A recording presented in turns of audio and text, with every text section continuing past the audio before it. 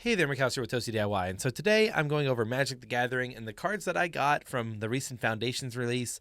This is just going to be a video of a noob getting into Magic and going over the deck that I tried to build from the cards that I saw. Initially, I had sold my One Piece cards just recently for about $250. They didn't mean a lot to me. I just like One Piece, so the card game was fun for a while. Then it got really expensive, and then it came back down in price. But I gotta say, the mechanics of the game weren't necessarily my favorite. I just love One Piece, so I was playing the game.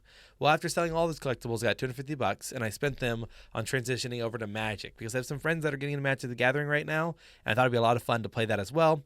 So with that in mind, I went over to it and started to open up. I bought a box of Foundations, and I bought a, Foundations booster box and the starter box. Comes with some cards that it thinks you'll need, some lands, and then the booster box so I could open packs. Packs is my favorite thing to do when I open the games. I don't know if that's going away now, as Magic works a little bit differently than I thought. One Piece, I almost always pulled a $20 to $40 card every box I would buy, which made it feel like it was more value. In Magic, the cards seem to have less value unless they're older. Because the game's been around so long, there's cards that do it better that have been out for a while. And then there's all these like reskins and reprints of different things that I'm starting to understand now. With that in mind, that was like $210, and I bought that before I traded in my One Piece cards. And then I traded in my One Piece cards in order to get more, because I'm an addict that I wanted to open more boxes. And I bought the Bloomborough set at that point and some extra little accessories. So with all that in mind, I had a handful of cards, and this is my attempt at making a first deck list. I've never been really good at card games. I'll compare to almost every card game to Hearthstone because that's the one that I enjoyed the most. And I enjoyed that the most because I would play it instead of paying attention to class. I would just have my iPad out during school, and I'd be slamming away, and it didn't require a lot of active engagement, so it was the best card game I could, hide from my teachers. So with that in mind, I always enjoyed gimmicks. I thought milling would be the gimmick I want to go with, but I've heard people don't like it. And if I'm in person and I'm mostly playing my friends, I don't want to mill my friends. So I started looking around for something, and I saw that there was these decks called tribal decks. And if you're new to Magic, or you're just watching this video because you clicked on it, a tribal deck is where you pick a tribe. Maybe humans or frogs, or cats or rats or whatever you want to do, and then you try to theme your whole deck around them and stay in this theme. I think this is more fun than getting really sweaty and into the game at this moment. I will try that at some point, and I do have decks where I'm working on where I'm trying to be as sweaty as possible. But for me, I'm not very good at it. So if I know that I'm constricted to a theme, then it kind of gives me a mental cop-out for why I might lose, so then I can still be having fun even when I'm losing, because at least I'm playing the frogs I wanted to play. So with that in mind, let me introduce you to my frog deck. I don't really have a name for it, but it's tribal, it's cheap, and if you want to play it, and I don't think anyone's playing this, and I don't know if it's good, so if you just want to show something new to your group, let's look at it. So here's the deck, and I have a pretty simple game plan with it. They're frogs. I want all frog-themed things, and I want to be as strong as I can with just frogs. So my main pull of this deck, and what you're supposed to be doing, is having frogs, what I like to call hop. And that's hopping in and out of the battlefield in order to trigger their enter-battlefield effects, or to put +1/+1 counters on them. At the end of the game, I'll have some creatures that will gobble up a bunch of +1 counters and turn into big, big dudes. So let's take a look at how this works. We start with Mistbreathed Elder. Very simple. At the beginning of your upkeep, return a creature you control to its owner hand. If you do, put a +1/+1 counter on Mistbreathed Elder. Otherwise, you may return Elder to his hand. So the thing is, if anyone's out with Elder, they have to come back to my hand. But if it's just him alone, I can keep him out there. But it means in practically the turn I play him, if I get to play something like, let's say, a Sunshower Druid, who when he enters puts a +1/1 counter on a target creature, and you gain a life. If I get those in my opening hand on 2 mana, on my first mana, I can drop a Mistbreathed Elder. Second mana, I can drop a Sunshower Druid, and then every turn I'll bounce the Sunshower Druid in my hand. I'm giving +2/+2 every upkeep for the Mistbreathed Elder and 1 life for every time that little interaction happens, which is awesome. If I manage to get down a Mistbreathed Elder, a Sunshower Druid, and a Valley Mightcaller, then I'll have the ability to have the Valley Mightcaller, who has Trample. He gains +1/+1 for every. It's frog, rabbit, raccoon, and squirrel you control, but obviously I'm only going to do frogs. Every time one enters the field, he gains +1/+1. So if every turn I'm bouncing Sunshower Druid to my hand with Mistbreathed Elder and dropping it back down, I'm able to put the counter on whoever I want and kind of spread out the love, but he's always going to be gaining one. And if I get lucky enough to be able to play the Oak Hollow Village, I'm giving them +1/+1 for going down anyways for entering the field all the time. Then we have Downpour Mage, who whenever somebody bounces or hops out of my field and back into it without dying, I get to draw a card. So this is going to help with card draw. I love having lots of cards in my hands, lots of choices. I'm playing blue. I always want to have like a removal or a bouncing card to get rid of people. So it also lets me return someone to my hand by paying 2 mana, so I can trigger that effect on my own if I need to. Poison Dart Frog, this is kind of a mana dork. He's not the most efficient one, but I like that he has Death Touch, which is something I usually lack in my deck. I think if anything's going to get removed, it's going to be this little guy, and I'll probably swap him out for another Valley Might Caller and another Mistbreath Elder.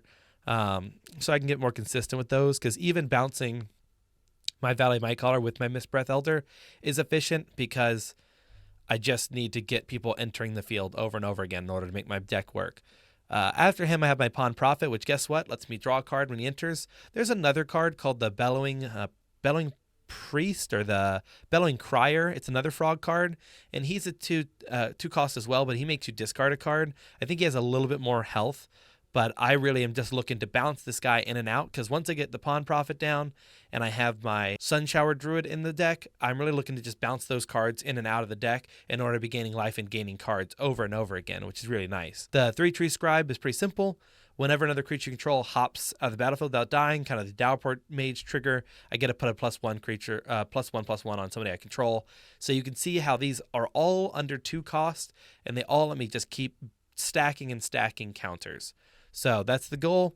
For my first legendary, and I believe only legendary, we have Clement the Worrywart. When he enters, I can bounce somebody who costs less than 3 back to my hand, and now I can tap all my frogs as if they're an island or a forest, which is nice. Long River Lurker gives all my frogs Ward 1, which is good, kind of a Lord buff.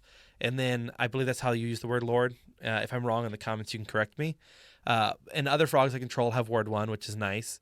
And when he enters, I can essentially select someone, and that person cannot be blocked for this turn. When that person does damage, I can hop it out of my hand and back into the field, or hop it into exile and back to the field, triggering its entry effect again, which is nice. We have Dream Do Entrancer. This person has reach, and when I play it, it stuns somebody.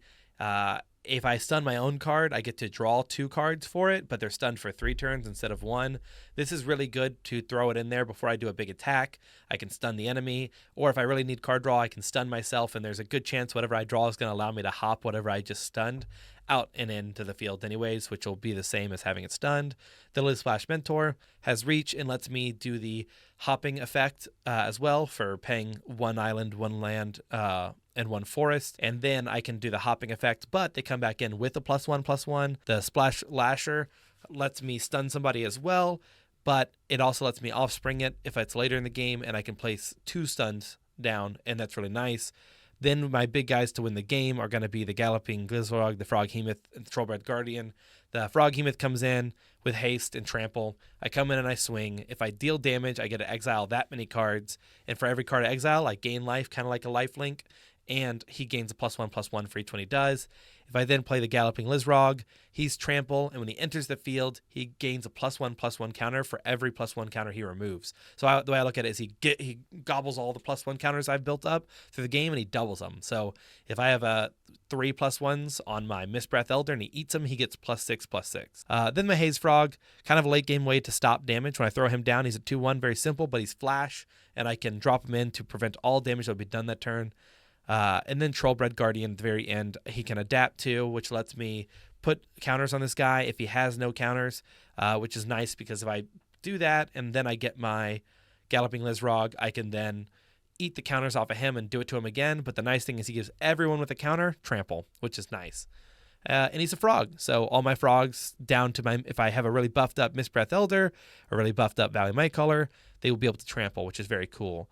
Amphibian Downpour, this is my only enchantment I have, but it's really nice. It's really simple. It is, I enchant a creature and turn it into a 1/1 frog. I think that's funny. It's a funny way to get rid of things, and it's only 3 cost.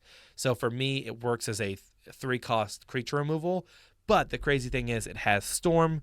When you cast a spell, copy it for each spell cast before this turn. and it's flash. So that means if the opponent lays down is maybe playing red and I have 3 mana on the board and they play 1, 2, 3 creatures all for 1 mana, I can play amphibian downpour and turn everything they just played into a frog, which is really good protection for me. And it's funny because now they are playing frogs too, which I enjoy. I have 2 of those. Long River's Pool lets you counter a spell or a thing depending on whether you gift them a card or not. Overprotect, I like the little frog and the turtle shell looking thing, and he's kind of like, hold on guys, hold on. But plus 3/3, trample, hexproof, and indestructible. So this is just to save something. So if they're about to attack my, or like, you know, I'm going to swing with my biggest guy and I have 2 mana left and I've got my big guy on the board, I give him hexproof, indestructible, so that way I can swing with no regard for that person. So that way I don't just lose my big creatures. And if they try to do something, I can, you know, Long Rivers Pool it. Runaway Together. This is awesome. This is a great card for this deck because it's usually, I think, a bad thing to have things bounce in and out of your hand. But with Runaway Together, you can choose 2 creatures by 2 different players, myself and the opponent, and return them to our hand. This is great for me. I want things to be going back to my hand all the time, and I want things to be coming in and out. So for them, it might be annoying, but for me, it's fantastic. Then there's Polywallop, which is great. Costs 1 less for every frog you have. You almost always have 2 frogs on board, so it's almost a 2-cost spell to deal damage equal to twice the power of a target creature you don't control. So I just pick one of their creatures and I whop with their creature to themselves. So as for lands, there's not much too notable about it. I do have Lilypad Village. These are from Bloomburrow. If you have a frog on the field that entered this turn, you can pay 1 island and tap this to surveil 2, which is nice. Always nice to be able to check your deck for what's coming up next to see if you want it. And then if you have Ocala Village, you can tap it in order to put a +1 counter on every frog or rabbit or raccoon that's entered this turn. So it's nice to have that available to buff my little units. I'm probably going to get rid of Thornwood Falls and Lakeside Shack. I think I'm going to replace those with just islands and get rid of, maybe have 2 Evolving Wilds just in case I didn't pull the one I need. But Vine Glimmer Snarl I like because it lets you play it untapped. A dual land untapped is really cool to me. And the condition you need to meet is pretty easy. I could play this first turn for both manas to be available to me, which is really good for if I want to play Dowerport Mage. But all you have to do is have another one in your hand. So I really want to hit these in my opening hand, not later. So I may adjust the ratios on that because right now it's pretty likely I'll draw this without a forest or an island. Last spell we have is going to be a sorcery. It's Splash Portal. Exile target creature control, then return it to the battlefield under its control. Owners control it. And then if that creature's a frog, which will always be a frog for me, I draw a card, which is nice. I always like my card draw, and that makes it simple. So it's also a way to like play on turn 3. I could have a Mistbreath Elder down and a Sunflower Druid. On the beginning of my turn, the Sunflower Druid comes back to my hand, and then I play it down again, and then I Splash Portal it, and I pull it up, and then I play it again, and possibly play a Valley Might Caller during that turn, and then I got 2 Sunflower Druid procs, a Valley Might Caller out of that. For the most part, it's pretty awesome. So I'm not the best player, so there's probably some optimizations to be made to this deck. But from the sake of, if you want to play frogs and you find frogs funny, if you just redo this entire deck without 3 Tree City, which I only like because it lets you choose a creature type, and then you can use that creature type as mana for 2. And of course, I'm always going to pick frogs. It's just a lot of fun. And this is my first one, so I'll let you all know how it goes. The cards actually arrive this Saturday, so that'll be tomorrow for me. I'm going to get all these cards because I have a lot of the starts of these. I have most of the deck done, but of course, I don't have a ton of Mistbreath Elders because they're rare, and I don't have a ton of Valley Might Callers because they're also rare. So we're going to give this a shot, and hopefully it'll work, and I'll report back on it. I have other decks as well that I've attempted to make, and if you'd like to see them, leave a comment down below. But I have like a Phyrexian deck I'm working on. I didn't want to do Toxics. I want to play and have fun with my friends, but I thought their art looked so cool. And I also have a cat deck that's coming in on Saturday, all about lifelink and kittens. So if you have any questions, like I said, down below. And I appreciate y'all for watching. Peace.